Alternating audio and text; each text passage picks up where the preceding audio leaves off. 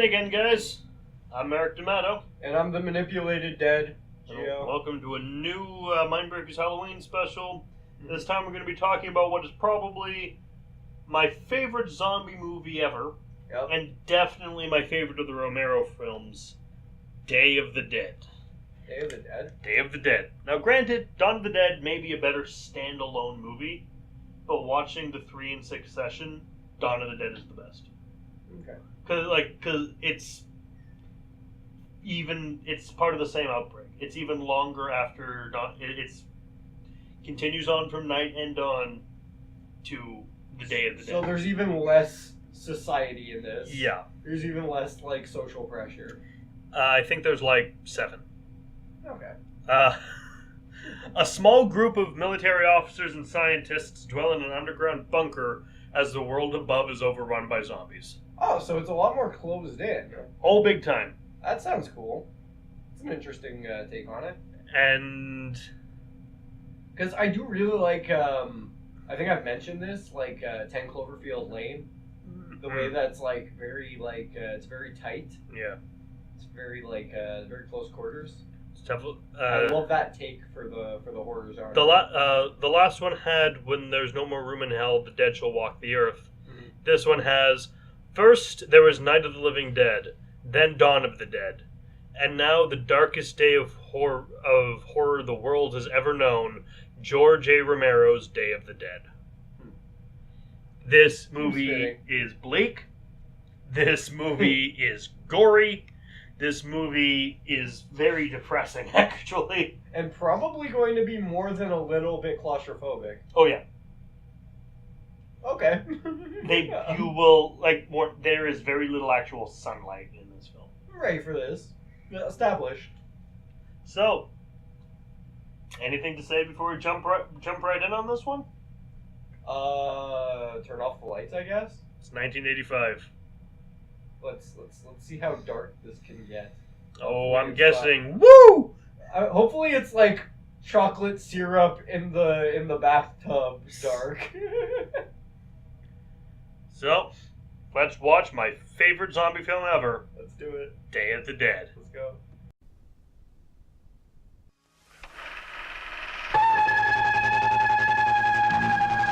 First came the night, then came the dawn. Now comes the most eagerly awaited day in horror film history. George A. Romero's Day of the Dead. We've been punished by the Creator. We visited a curse. Hello?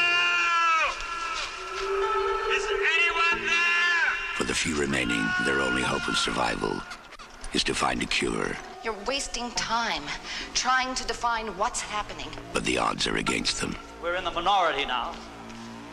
Something like 400,000 to 1 by my calculations. And so is Captain Rhodes. Anybody else have any questions about the way things are going to run around here from now on?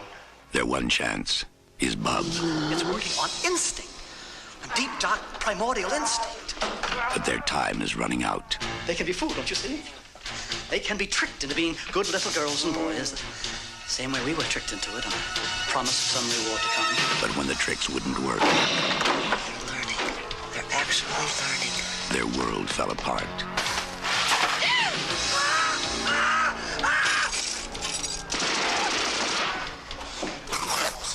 go! God damn it!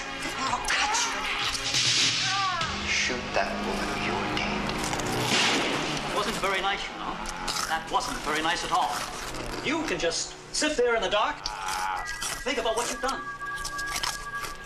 Think about it. Think. The dead shall have their day. Day of the Dead. Extraordinary, isn't it?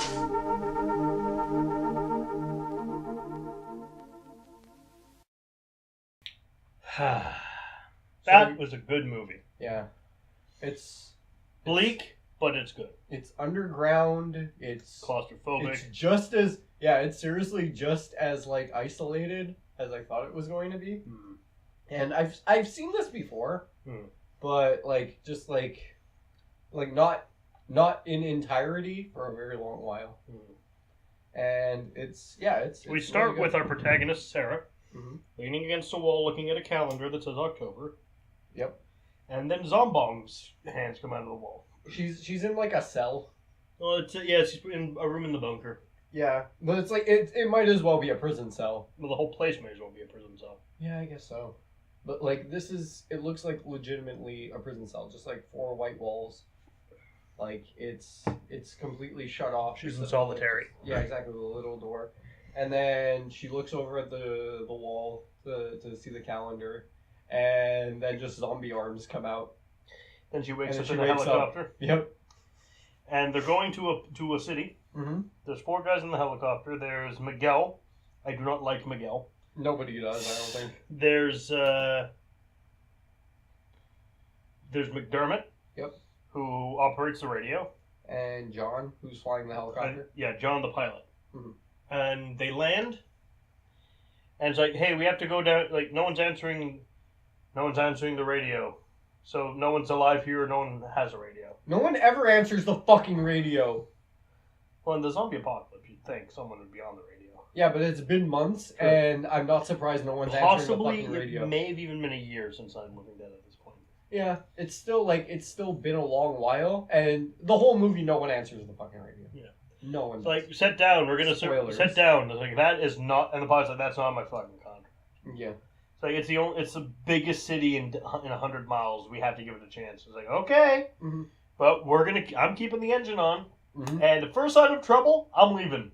Yep. If you're not here when that happens, you're gonna have a lousy afternoon. If you don't come back to the chopper proper, rapidement,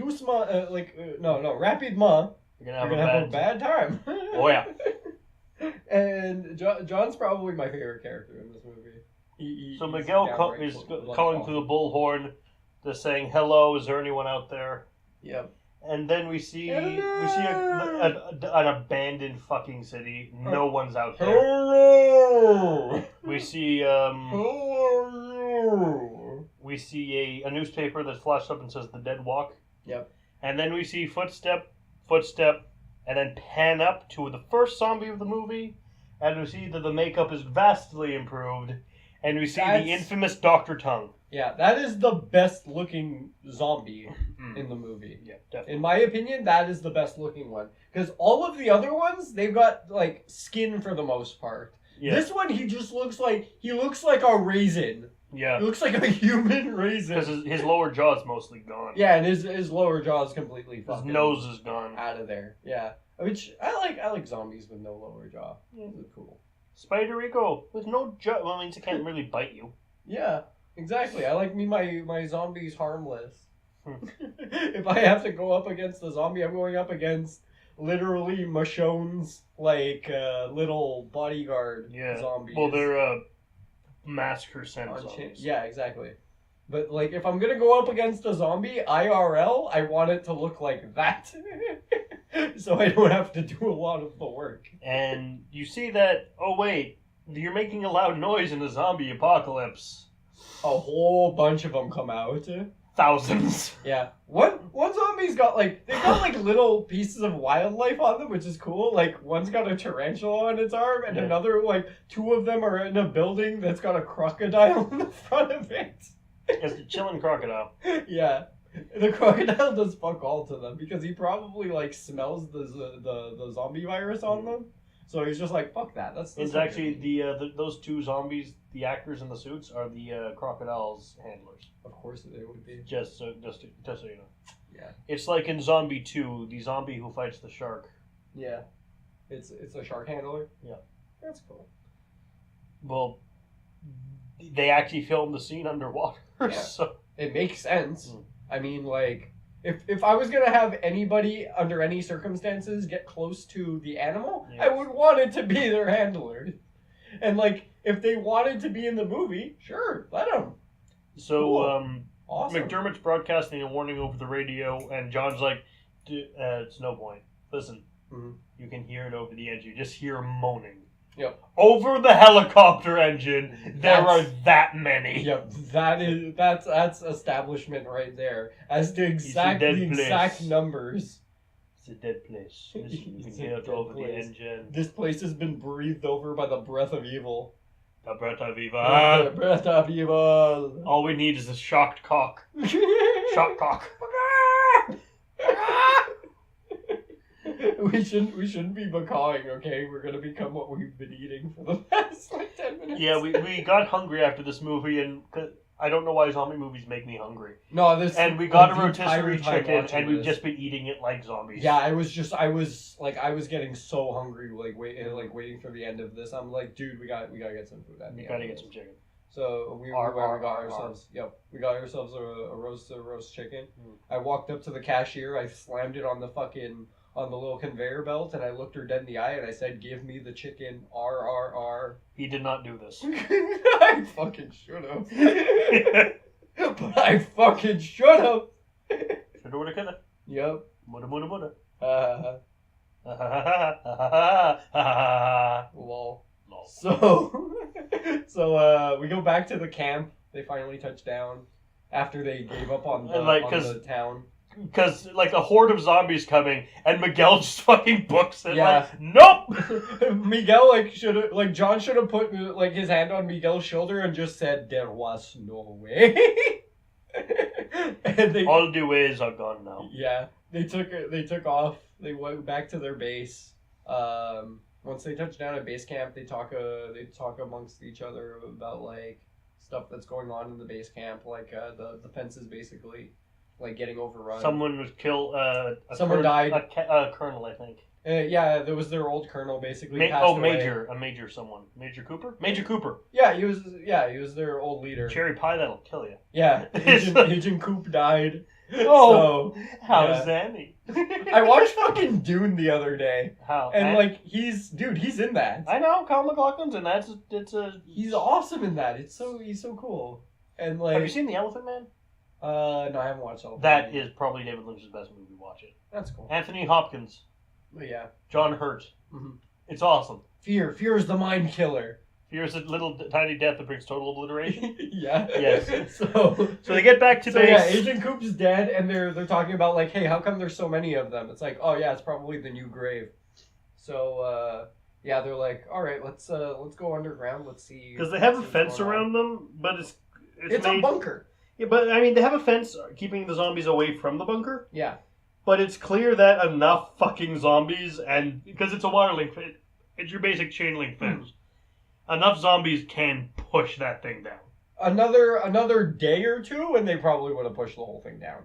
Like, if they would have gotten a little more aggressive, yeah, they could have pushed the thing down. If they'd kept going above ground, fucking about.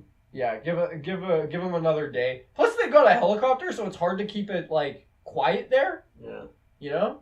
Especially because you got fucking Steele and his jackass friend fucking screaming up a fucking storm underground. Yeah, but they stay downstairs. Yeah, but they're still fucking screaming at the bottom of a cave. Yeah. Bringing the sound waves all the way up. The zombies are gonna fucking hear the reverb from down there. Like, guaranteed. Guaranteed. You know? They're being jackasses though down there. Yeah, granted. Fucking driving around in their golf cars going beep beep. It's fucking stupid. So they go to catch some They piss me off. They piss me off more than anything else. We meet up with Rickles and Steele, who are the aforementioned jackasses. Yep. And like, hey, we got to catch some more zombies. Mm-hmm. So they catch one. They corral two. Sarah's like, hey, we can't. Miguel's tired. He's exhausted. Let him rest. Don't make him do this right now. Mm-hmm. They don't listen. Miguel's like grabbing the lets a zombie. Yeah, because he has the pole. He's holding the zombie in place while they bring him to. But he takes it from her. She wants to corral the zombie for him. Yeah, because he's tired. Yeah, and he's like, no, give me the pole. Let go of the pole. Give me the pole. And he takes it from her, and then he ends up like fucking letting go, and the zombie almost goes for Rickles, and then Steele's like, motherfucker, and like him being angry, like him smacking him. That's reasonable. He's like, Mark. This is the thing. Steele smacking Miguel. That is reasonable. Justifiable. That's justifiable. Dangling him over the zombie pen is much less so. Steele is Mark, and Miguel is the fucking is Peter, and he's dangling him off the building in fucking the room, like into a pit of zombies. Hi, Mark. Oh, I did not hit her. It's not true. But I made the planets, Mark. Oh no! They ate them for breakfast. Joe. Joe. Oh, by the way. What? Random ass tangent, but you know the mask he was wearing in that? The Kano mask? Yeah. Yeah. It's a reference to the Crazy 88. Well, yeah. I didn't catch up. I thought he was just dressed like a Power Ranger. No, the entire Crazy 88 is wearing the Kano masks, and that's like I assumed that's why he was wearing it because Kato mask. Because Kano has like the cyborg. Yeah, I know. Kano doesn't wear a mask. He's just got a fucking cyborg face. he's got a cyborg face. Sonya Blade. Remember this knife? Brings back good memories, hey? When I killed your brother, I talked just like this. Shut up. So he dangles him down, and then she's screaming like, "Steele, let him go." Lets him go finally, and they go back in. They go inside. She gives him a sedative against his will. Yeah, like very much against his will. Mm-hmm. He's justifiably. He smacks her twice. Yeah, but he's clearly stressed. Well, yeah, obviously, is like the whole fucking zombie-apocalypse has probably taken a toll on his. It's been his little noodle. I think it's been at least months. Yep. Possibly even a year, as we said. It's everyone's on edge. I'd be completely okay with it being a year, because honestly, it seems like they've been down there for probably even longer. Like, the army's getting irritable. Yep. Like, and they have good fucking reason to be, in my opinion. Entirely. So, there's a meeting. We meet the rest of the crew aside from the one we've already met. Yeah. There's Rhodes. He's the leader. Now the leader. Captain Rhodes, who I like. I like Captain Rhodes as a character. He's a dick. There's Steele and Rickles, John and McDermott. Miguel's asleep. Sarah's there. There's a scientist called. They just call him Frankenstein. No, there's another one. Norther? Souther? I don't remember. The one with the glass. It doesn't. Let's check his. Look him up. Because aside from the ones we've already met, the new characters are. Their names don't entirely matter though. I'm curious. It's just kind of. It's two soldiers and a scientist. Most of them die anyway, by before even the half-minute mark. But still, it's like the halfway point. They die pretty quick. Fisher is the scientist. Yeah. And there are three other soldiers who are Miller, Torres, and Johnson. These are the ones you saw like tending crops above ground. Okay. Actually, I think it was actually tending a marijuana field. Probably. Because he's the one. They have a lot of weed. He's the one we see smoking later. Yeah, they got weed. So they argue about not having enough. Mm-hmm. Sarah gets pissy about this is supposed to. You're supposed to be at our disposal, not us at yours. This is not a military installation. So, since this thing started, because they haven't seen any results from the scientists trying to find a cure for the zombocalypse. Because they don't have what they need. But still, they're not seeing any results, and they're like. Yeah. He raised a very good point. Since we went down here, you've lost 1. We've lost 5. 5 soldiers. Yeah. You see the grave outside. Yeah. 5 graves. Yeah. Well, dude, you're the one that's basically confronting these things. It's a battle on like 2 fronts. It's a battle of attrition and also a battle against the fucking dead. Your guys are gonna die a hell of a lot more than the scientists are. But like it's logic. It's just simple fucking logic. And he's like getting pissy with her. Well, I mean, it's kind of, I find it's kind of understandable because at this point, what we see of Logan, known as Dr. Frankenstein, is he's just basically playing with corpses. Well, he's researching, but he's also doing it in such a fucking weird, grotesque way. He might as well be fucking Dr. he's Mengele. just butchering the zombies. Yeah, he does a lot of fucking shit that kind of makes my eyes roll. But he doesn't appreciate two things. One, how hard it is to actually safely get the zombies out of their corral in the caves. Yeah. And how goddamn dangerous it is to go outside to get new zombies. And to manage them while they're in their care, it's a chore. And yeah, it's justifiable that I'm saying the word justifiable. There's also a dark line that someone says where it's like, why aren't they coming out? They're scared. They know what Frankenstein's going to do to them.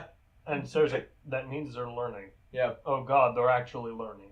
Which is, you don't want that to happen with your zombies. But that's not true. They don't know what the fuck the scientist's gonna do to them. They don't even know there's a fucking scientist behind the wall. Yeah. But they're making it so I'd be fucking scared too if I knew what the hell was gonna happen to me if I got up to the wall. But managing them when they're inside of the facility is a chore on its own.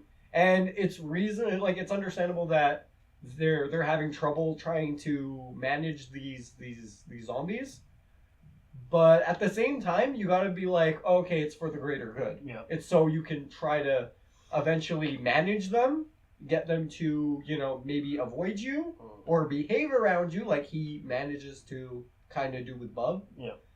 And it's also to take the necessary steps to get a cure possibly in the end. But they don't want to take the time to do that.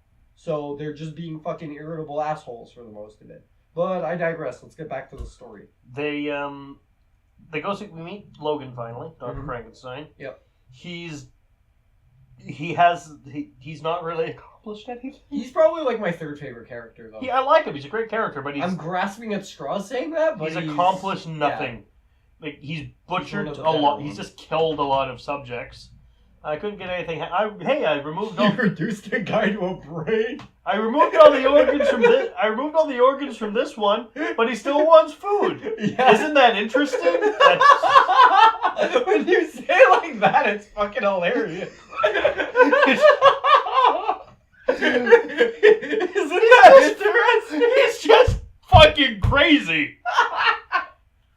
It's fucking hilarious to just be like, I cut off this guy's entire fucking system of intricate parts in his body, but he still wants food. Isn't that weird? That's so dumb. Yeah, exactly. You see my point? No, but it proves something though, and it's interesting that he actually did find this out. And it's so dumb when you say it that way. And hey, I found a way to keep keep zombies from attacking us. Really? How? Oh, well, all we have to do is perform surgery for 15 hours to remove this very intricate part of the brain out. And who knows to do this? I don't know, myself and a few people I went to college with. Oh my God. Okay. Yeah. So you and a bunch of people who are probably dead. Yep. Okay. Well, he needs qualified doctors. But, the fact that he basically stripped a guy's head till he was nothing but a brain on a fucking stick and it gets attached worse. To the body. It gets worse. It's fucking nonsense. It's found out that's Major Cooper. Yeah. And they were like, they're gonna fucking kill you when they find out that you did this to Oh, it's fine. But they buried a body. Oh, it was one of the specimens. Oh my God, Logan. They're gonna fucking murder you. They're gonna put a hole in your head and they're gonna skull fuck you. And he's like, yeah, but they're not gonna find out. He's completely he's completely unremarkable otherwise. No, they're not gonna find out. But if I told them, your ass is theirs.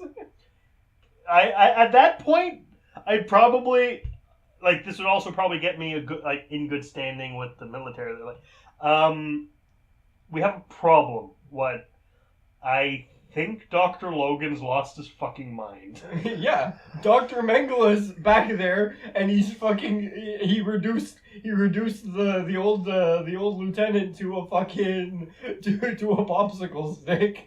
We got a problem here. He's dangerously insane. He rigged his brain So when he shot little electrodes into his brain, he waves his arm. He lifts his right arm and his left arm, and this is what he did to him. And he's like, he's of more use to us now than he was when he was alive. There's actually I'm just laughing. I'm like, there's actually a line about John Farson in the Fourth Dark Tower book that I feel explains Logan. He is dangerously, whimsically insane. He's fucked in the head. He's really fucked. He's like a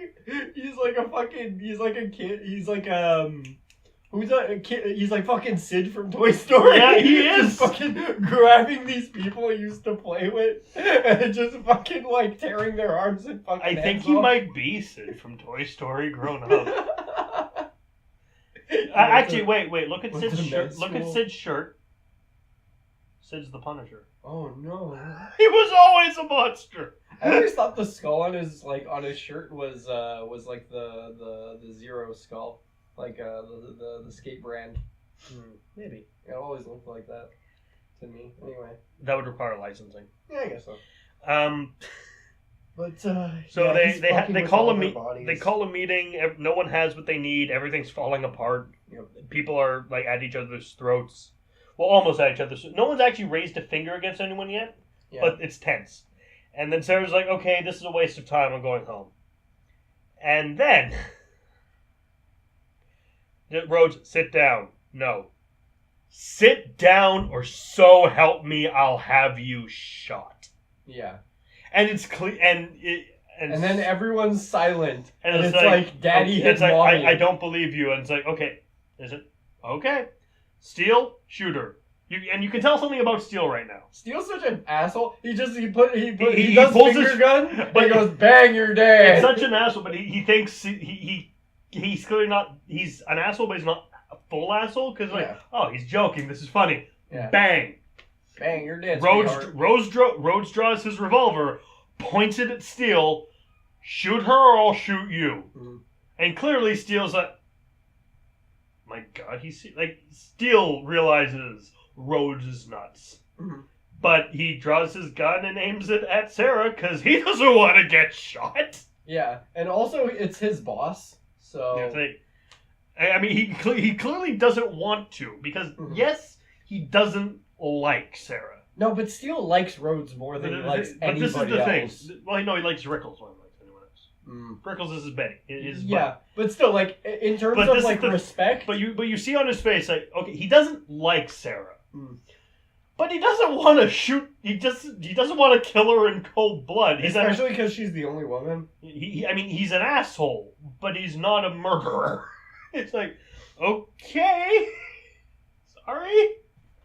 And then she finally goes back. And then Logan comes. He sits down. And Logan comes. Gets some more time by just being crazy with how fast he can talk. Yeah, he's basically like he's saying like, oh yeah, I've been experimenting on blah blah blah blah blah blah blah. Is there any? You don't have enough ammo to shoot. You don't have enough ammunition to shoot them all in the head. Time to do that when this thing first started. Yeah, exactly. Which I mean seemed to be what they're doing in Night of the Living Dead. Yeah. Like I wouldn't be surprised if. Because they take place in different cities. Yeah. Like, Dawn looks like it starts in New York. Mm-hmm. This takes place around Los Angeles or California. Probably. You can tell by the palm trees. Yeah. Dawn, night, looks like it takes place around Atlanta or Georgia. Okay. I wouldn't be surprised if during the apocalypse, wherever that movie takes place, is fine. Mm-hmm. Because their approach was, okay, let's kill them. Mm-hmm. But damn it, Colonel Shoot 'em all gets them so far. You know, it's gonna take a lot of bullets to finally get them all done, and even then they can still make more. Yeah. So the zombies are not getting out handled by a couple of guys with guns, you know. And like even if they did have full ammunition and full staff, it still would have been a fucking tight. It would have been a tight fight. So you need research. One important thing, by the way, Miguel and Sarah were in a relationship, but it's not really gone into much in this movie. I think it's ending. Basically, if it wasn't now, it was going to in a couple of weeks. So we learn everyone's. we find out that John and McDermott are chilling together in a camper near the zombie cave. Yeah. Because it's not as safe out. It's not as safe out here. But fuck that noise. I don't want to get shot. Yeah, exactly. And it's he says at one point about the shooting. So it's like, he wouldn't do it. I don't think so. Yeah. They call the camper the Ritz. He won't shoot. It's the nicest place in the entire fucking movie. His I think John's line is, he won't shoot McDermott because he's the only one. He hasn't got anybody else who knows electronics. And he won't shoot. He won't shoot me because I'm his ride. He probably won't shoot old Frankenstein because the old dog can talk him silly. But the rest of you, I'd be starting to worry.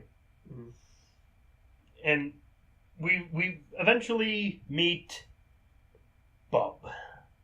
Yeah. One of my favorite zombies. Bub has been domesticated. He does not try to attack Logan, ever. I think he's just naturally sort of calm at first, but then he starts to learn things. Like, because he starts to get old memories back. He puts a razor down. Like, this is actually harkening back to in Dawn of the Dead, why they remember the mall and they want to be at the mall. He sees the razor. He looks at it, and then he starts to shave. Like slowly and jerkily, but he starts to shave. Yeah, he even cuts his face. And then he also cuts his thumbs. Like, and he has the instinct of put it in his mouth. Which is like the wound. And then he sees a copy of Salem's Lot, and he looks at it, starts reading it. Yeah, he starts. I mean, I'm not sure if he was absorbed. He's probably like looking at it and he's flipping through pages. He remembers what pages are. Yeah, and he's taking time to look at each page, which he's reading. He's probably putting in the effort to try. And then Rhodes comes in. It's like, the fuck is going on? Yeah. It's when Bub has Logan brings in a phone and Bub's bringing up, like, he looks at the phone. Yeah. He doesn't quite figure out the phone, but once Rhodes is there, it's like, no, watch. Like, it's say hello. It's say hello to your Aunt Alicia. It's your Aunt Alicia on the phone. Say hello, Aunt Alicia. Hello, Aunt Alicia. And then, which is one of the, this gets the biggest reaction out of anyone. Hello, Aunt Alicia. He fucking speaks! And Rhodes is freaked out. It's barely audible, but you can tell he's it's more trying than to it's say more that. than just it's like yeah. It's still oh shit. I want a comic that's just it's your Aunt Alicia. Say hello to your Aunt Alicia, and then the next panel over is just like hello, yes, this is Doug. And just, you know what would have been even like don't. Like shit, he remembers who his family is! Oh no! He's learning, he's remembering. Even freakier than this is when he puts down the phone and he salutes Rhodes. Yeah, he sees Rhodes and he doesn't just salute. He sees Rhodes in uniform.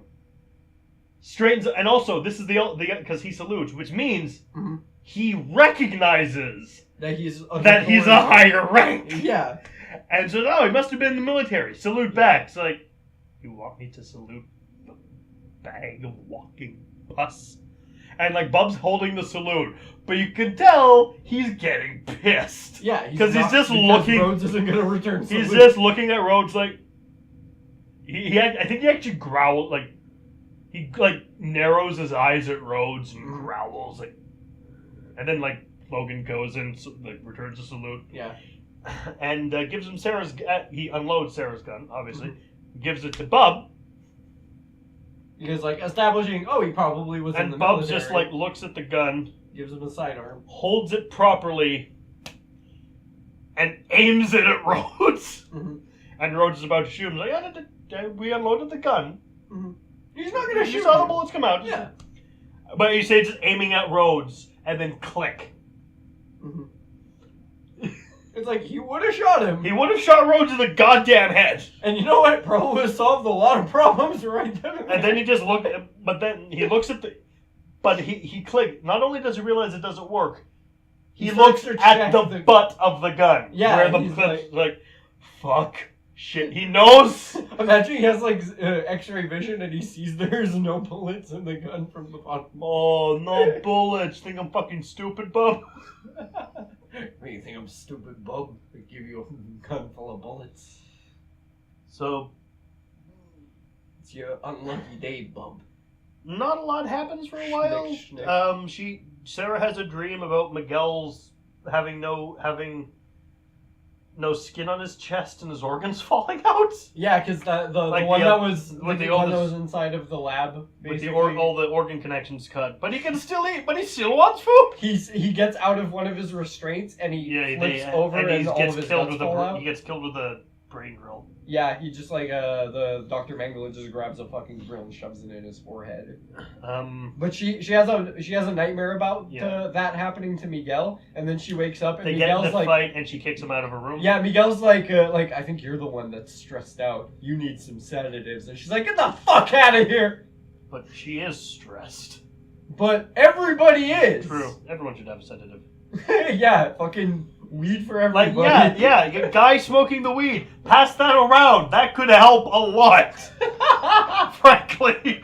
Imagine you get fucking Rhodes stoned and he's just like looking in the mirror quoting fucking Clint Eastwood. You feel lucky? Do ya, punk? Talking to me? Do ya, bub? There's no one else here. So he must be talking to me. Yeah, he's talking to Bub. He's in Bub's face. I bet you feel lucky. Well, do ya, Bub? They get Bub stoned. Just have like Bub with like he looks at the like he has the joint lit. Like,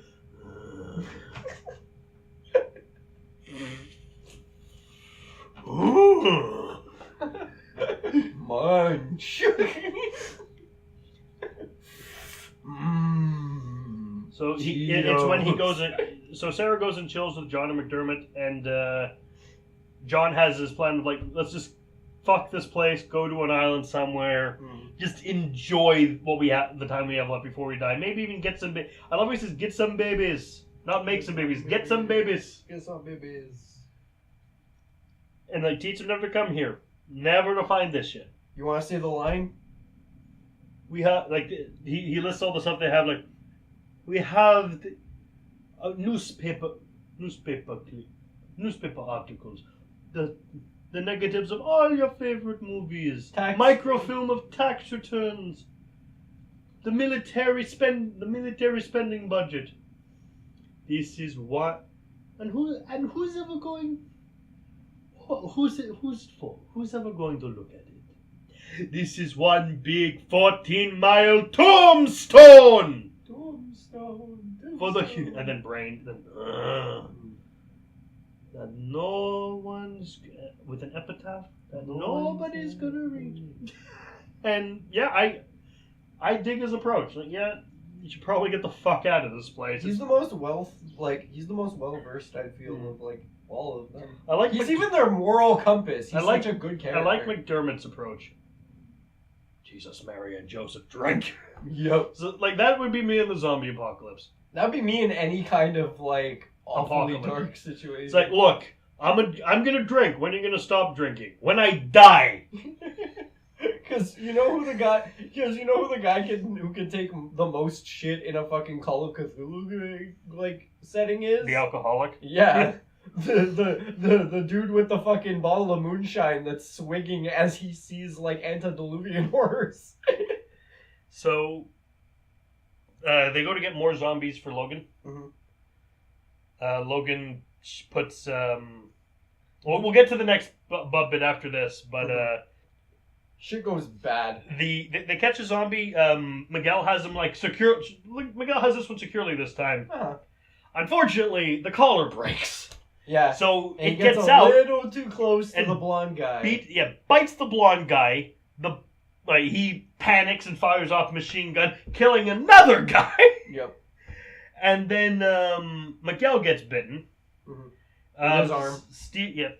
Steel has a surprisingly tender moment when I think it's Like when the Well, blonde the guy's soldier's on like, the floor, "Please, he's still alive. Don't let me turn. Just make it quick. I don't want to just be take one of me those out. things." Just take me. And Steel finds it difficult. But it's like, I can't let him turn. And just he takes no pleasure in this. He's just he even kind of looks away when he like.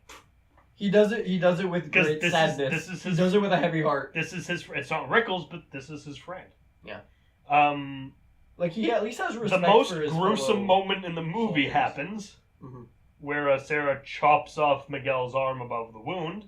Yeah, chops it with a machete, and doesn't even get it in one. And has to saw, and I was like, she's like pushing down on the bone, and it's like that's the only thing in the movie that made me go, ooh. I did the intake of like the, because that looked painful. Made my teeth grind, man. That was rough.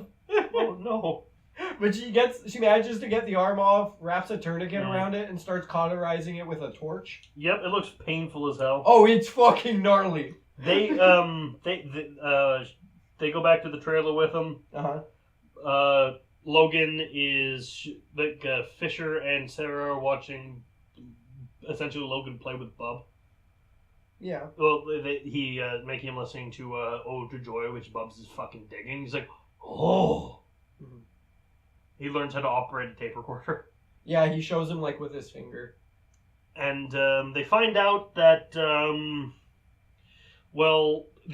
people who were recently bitten, Logan took and has the blonde guy's head wired up.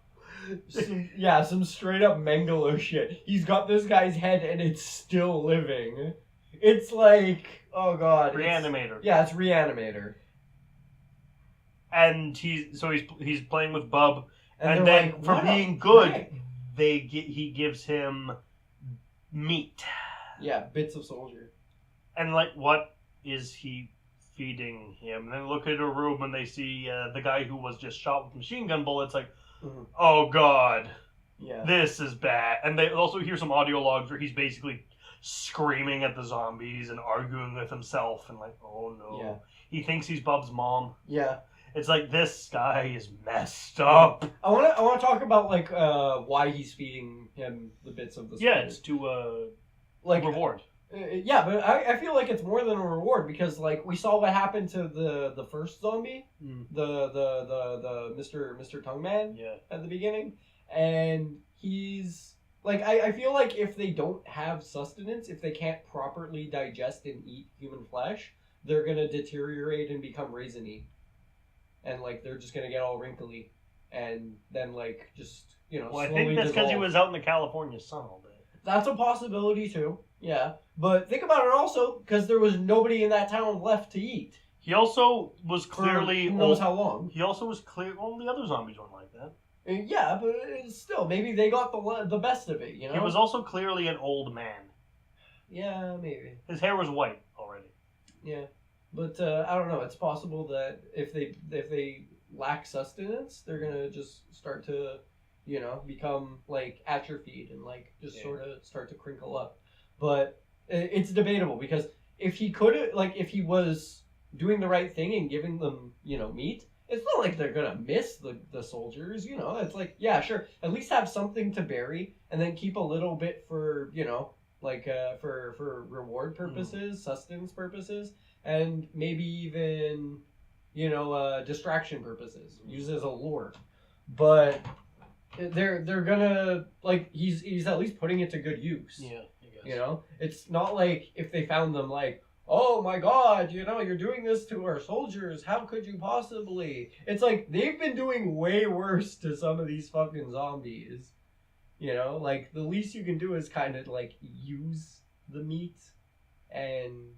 Like for research purposes, which is what the scientist is doing, it makes sense for him to do that. But at the same time, it's kind of fucked up. Yeah, because Rhodes comes in, sees this, and he snaps. He's like, "Those are my men in there." Yep. Like you're killing my goddamn. Even though he's not killing them, but he's just this is the thing. He's probably not as. He's probably a little annoyed, like a little angry at the zombie one's head being used. but you're feeding one of my soldiers to a zombie. Yeah. Okay. The fuck is wrong with you? I personally would even use the fucking guy's head as an excuse to get fucking mad as hell. Yeah. Which is that is proper reason to be fucking pissed. But the meat thing, I could give a fuck about that.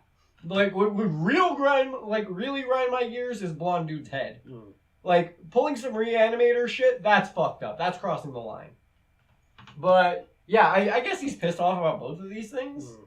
So he basically puts them in the fridge, and he's like, "Wait, Rhodes, you must listen to me." Rhodes just and he's kills like, "Listen to this," and he just fucking blasts him to death. Which, yeah, fair. Yeah, actually. Uh-huh. And he's like, "Take their fucking guns." What? All their guns. Uh-huh. He also disarms. He wait, just shoots. What fish. guns? What guns do you need? We need all the guns. He also takes fish. He kills Fisher. Mm-hmm. And then they're like, "Right, we're getting the fuck out of here." Takes the black helicopter pilot, takes his weapons away. They take John. They throw Sarah and McDermott to the zombies. Yeah. And they survive for quite a while. Like they grab some sticks and a shovel and just hold their own amazingly.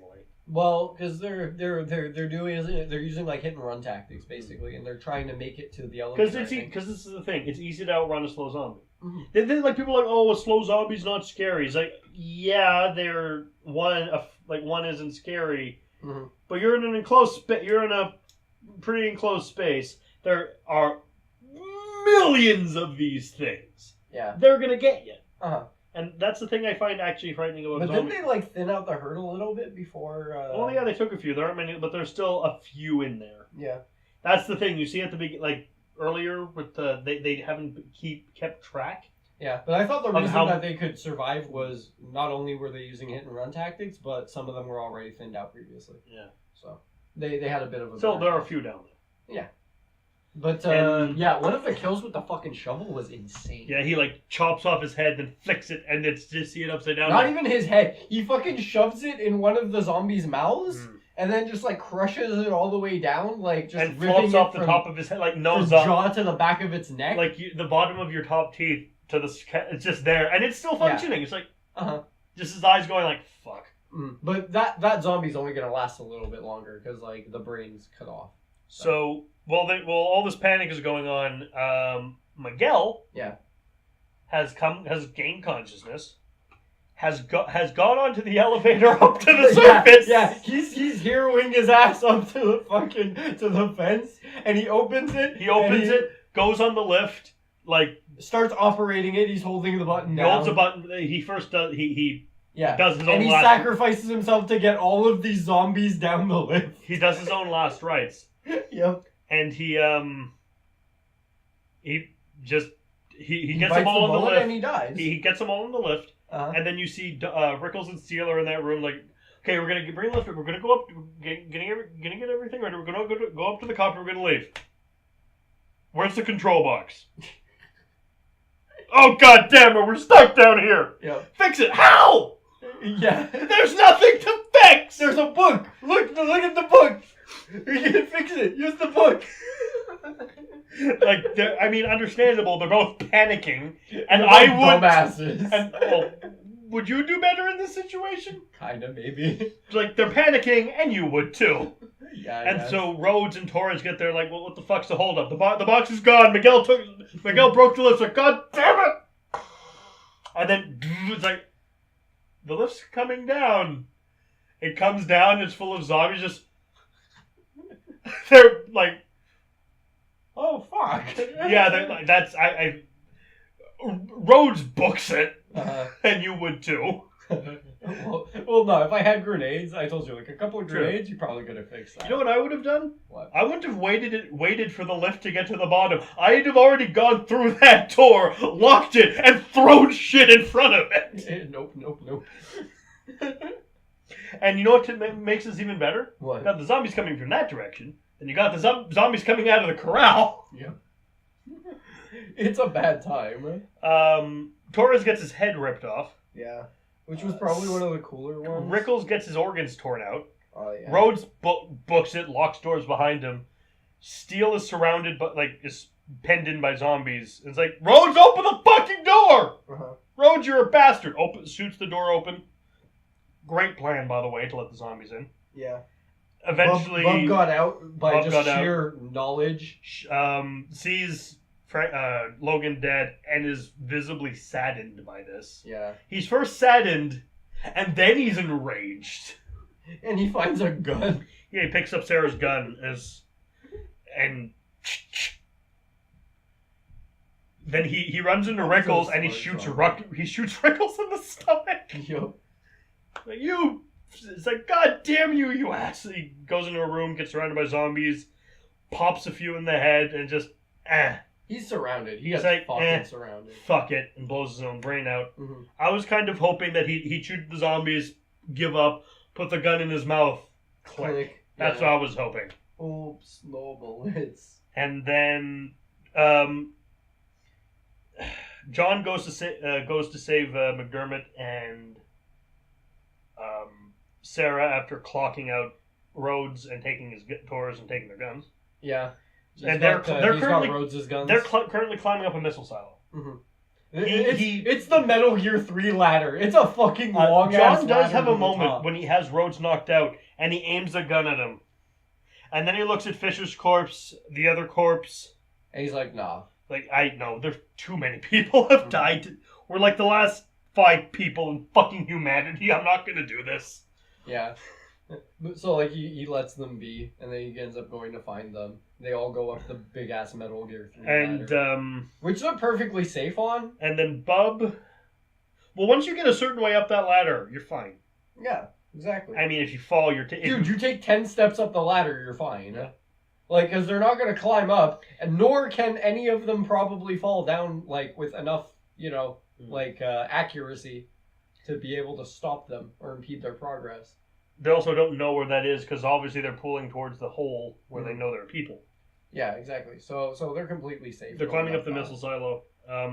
Rhodes is running down the corridors. Come on, Johnny boy! You're supposed to take us to the promised land!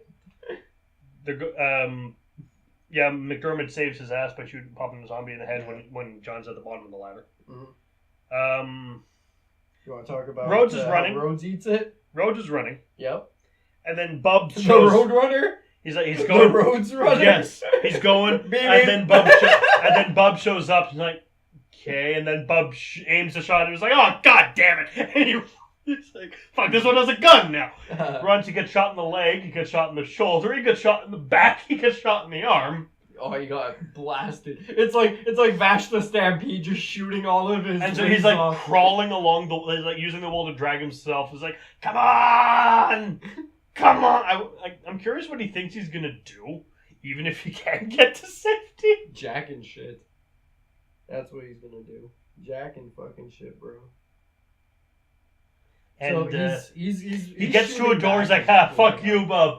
He opens a door and it's full of zombies, and he screams. He's like, because he's fucked. Yeah. And then he gets shot in the spine, turns around, and just looks at Bub. And Bubs is like, he looks kind of satisfied. He doesn't do the one-liner yet.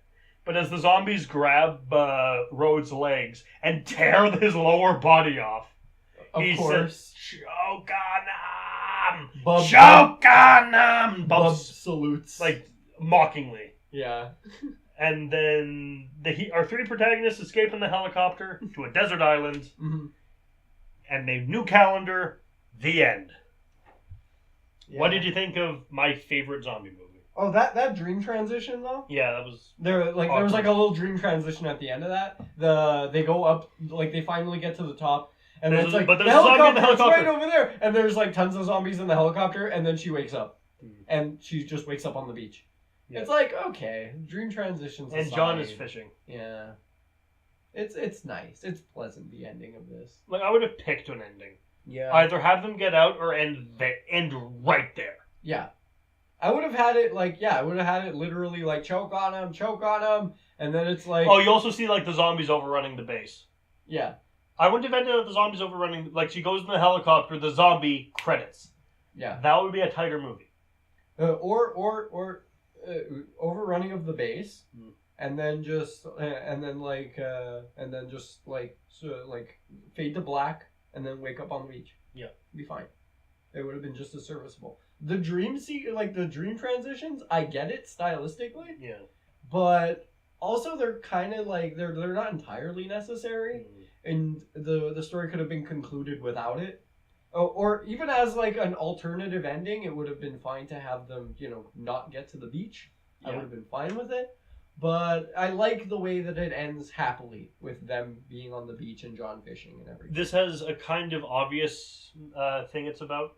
It's about nuclear war. Yeah, and also I mean, they escape by heavy themes of isolation. They escape by climbing out. Well, they're living in a bunker. Yeah, exactly. And they escape by climbing out of a missile silo. Yeah, but it's not like the most how do you say, poignant in its point would have to be Dawn of the Dead, and probably the one we're going to be watching next week too. Okay. But still, like, there's lots of... Because they all mean stuff, yeah. But those ones have the most clear... Yeah, but they have a lot of heavy themes in this one also. Especially, like, themes of, like, sexism. Yeah. Because, like, they're all guys against this one girl, and they're not all against... They're not... Yeah, but they're condescending her in the majority. You know, like, the army dudes are just basically... There's also a faint suggestion that McDermott and John might be gay. Yeah, but like it's. Well, I mean, they're living together in the cabin. Yeah, I mean, and it's not entirely. I don't care. Yeah, it's not necessary to specify that. But if they were, I'd be okay with it. I'm sure everybody else would. It's like with John. Example, John. He's not. We'll have some babies. Like we'll get some babies. Yeah, and it's not a. It doesn't change the movie. Yeah, it's not a vocal. It's not a point. You know, it's not like a heavy point that makes or breaks the story. It's just it's just subtly an there, extra sort of thing. Yeah, exactly. And it's so it's cared with, like it's granted with enough care. I mean, it's possible that also Steele and Rickles are. Mm. Like the fact you can how still feel the power struggle in it. Because there's it's like what happens in prison. There's no one else. Yeah. It just out of necessity it would happen. Stockholm syndrome. Not Stockholm syndrome. That's kidnappers. Yeah, but it's still Stockholm syndrome would be them sympathizing with the zombies. Yeah, I guess Logan has Stockholm syndrome. Yeah, he's got Stockholm syndrome. Yeah, but it's them being in this like closed off space for so long that they're starting to lose their sanity and start to like eat each other, and the power struggle is real, and the sexism you can feel. I wonder who the real zombies are. Yeah, the battle of the sexes is there. Yeah. But there's so many other little details that you can form your own like morals to this story. Or just enjoy a fun bleak zombie movie. Yeah, but like since like stepping off from square one, like there's so many things that Rhodes could have done differently to make him a bit more of a likable leader. Because the whole movie is just a fucking hard ass, and it pisses me off. I mean, if he was kind of harsh, okay, we need more. Look, we don't have any more. You have to work with what you like. Yeah. Not nice exactly. Yeah. But he firm and a bit and strict, but only turned full out malicious. Firm but fair. Not friendly, but firm but fair. But only turn full on. Sit down, or by God, I'll have you shot. That would have been a nice little heel turn. When he finds out what Logan's been doing. Yeah, have him snap there. Yeah, because that would make more narrative sense. Not just asshole from beginning to end, just like instead of just 2D dickhead for the sake of being a dickhead. I mean, it's kind of hard to judge all of their characters, like their personalities, in this one. Yeah. Because again, zombie apocalypse for a year. You're gonna get stressed and fighting. Yeah, but she's in bitch mode for a reason, for several reasons. Yeah. And I'm perfectly cool with Sarah being in everybody's face, because she, along with John and the Doctor at some points, Fisher or Logan? Logan, have, like, because Logan's got his moments of clarity, you know? Especially during the meeting. Yeah. And, like, the three of them make up a good, like, moral compass that everybody else should be following. And McDermott. Yeah. Well, McDermott has his own morals of, I'm just going to Jack Sparrow this. Yeah. Why's the rum gone? Because he has some things to say every now and again, but they're not as inspiring, and his job isn't as important as John's. Yeah. And that's why John's my favorite. He's just cool. He just wants, like, McDermott's just escaping by the only means he knows how. Yeah. And yeah, sure, it is a bit of a detriment, the alcohol, but at the same time, hey, he gives it up. It's required because he runs his flask is empty. He fucking like they're running from the zombies. He takes it's empty. He's like, fuck it. I think it's because he dropped it. Well, I think so. It's empty, so he drops it. Yeah, I guess it's like well, like but no, I don't know. Should I run so he could kill a zombie? Yeah. But it was probably already empty to begin with. Say, hey, should I run back to the shack and get more booze through the horde of zombies? That's a good idea. I guess this is the beginning of my 12-step program. Actually, wait, 1,000-step program. Ah! Yeah. If you wouldn't have made a joke about that, I would. But yeah, him basically dropping the booze so he can save the lives of the other two is a good little. I mean, I kind tidbit. It makes sense. I kind of wish at least one of the soldiers was like Peter. Mm-hmm. Like this, like fuck it, this is my hero moment. Yeah. But it's not that kind of movie. But no, then they're like, fine, I'm gonna stick with the big guy till the bitter end, you know. And could I just point out that 2 consecutive zombie movies have ended with the characters escaping on a helicopter? Yeah. I guess. I mean, you don't want a plane in a zombocalypse. Oh, definitely. You need runway. Air Force One gets taken over by zombies. Everybody's fucked, bro. High School of the Dead showed us that. So, what do you give this movie? I'm gonna give this movie a Metal Gear 3 ladder out of Dream Transitions. As I said, this is one of my favorite zombie movies. I think I'm still in a dream. I think Zombie Eater. I think I might kind of enjoy like Dead Alive more. Yeah. Just because that movie's so goddamn entertaining. It's really over the but top. This and Dead Alive are in like completely different genres. Yeah, this is a horror movie. That's a zom-com. Yeah. But it's definitely my favorite of the Romero films, especially watching Night and then Dawn and then this. It's up there for me. You see the progression. I like the setting in this a lot. I'm gonna give this giving this a full 9 bubs. Cool. 9 bubs out of 10. I love this movie. I know a lot of people don't like it. It's the least liked of the originals. I really like this one. But if not for anything I else, love this movie. Yeah. If not for the story, I really like it for the characters and the setting. And the visuals. The effects are goddamn amazing. Yeah, visuals are really good. Like, it's actually really interesting. Like, even if you're, like, just a fan of makeup, watching the progression of Tom Savini's skill from Night to Dawn to Day is amazing. Guy's got a lot of talent. He improved big time. He's awesome. I want to shake this guy's hand. I would have liked one of the soldiers to be Tom Savini. He's rad. Yeah, that would be nice. But or again, like a zombie even, like just in the background. Oh, it's coming. Yeah, it's coming. But like it could have fit in perfectly over here, I feel. Anyway, this would have been this is meant as the conclusion to the George A. Romero trilogy. Yep. But wait, we still got one more week left in October. Yeah, it's still alive. We didn't shoot it in the head. We got one more Friday. Yep. And we'll see you all next time for not technically the final Romero movie, but the final of this series. There are others, but I consider like mid-quills and interquills and shit. And side-quills. So, we'll see you all next week. Hold on to your brains, kids. Happy Halloween.